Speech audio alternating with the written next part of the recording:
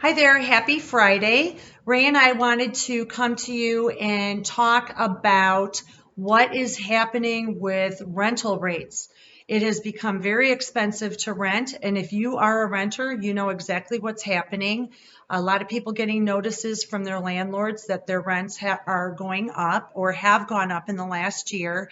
And we found some really interesting statistics, and Ray is going to tell you going all the way back to 1988. Okay, so the amounts I'm about to share with you are the medians. So half the rents were higher at that time and half lower. And in 1988, the rent was $325. In 2000, that jumped to $475. In 2015, $775.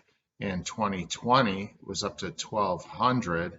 And last year was $1,340. In 2023, we're expecting a 6.3% increase in rents.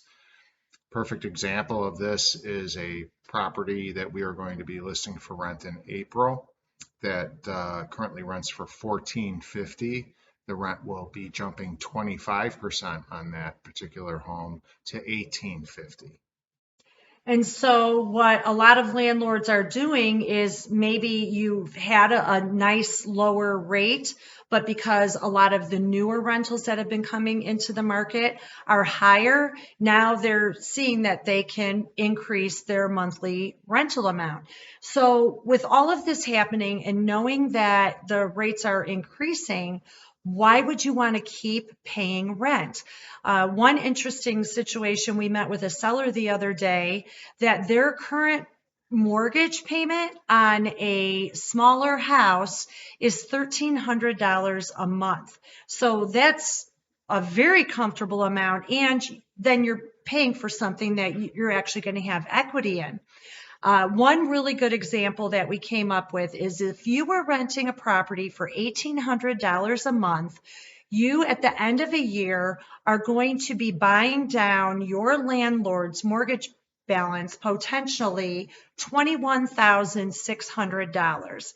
And in the meantime, while you're paying down your landlord's mortgage, you are also putting that landlord in a position where they're holding the property and their value continues to go up. They're getting more equity.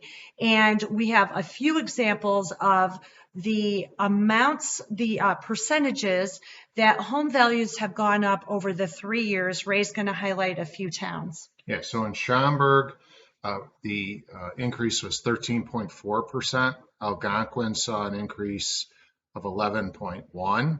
St. Charles was 7%, and Elgin was 11.6%. So these landlords are really making out with the higher rents, and their property values are continuing to increase.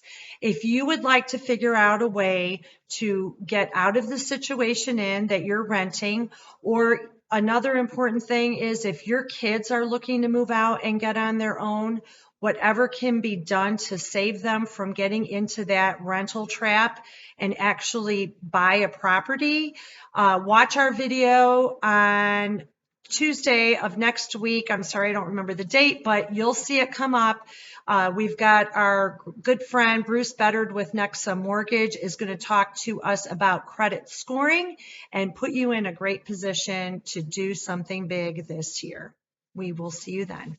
Yeah.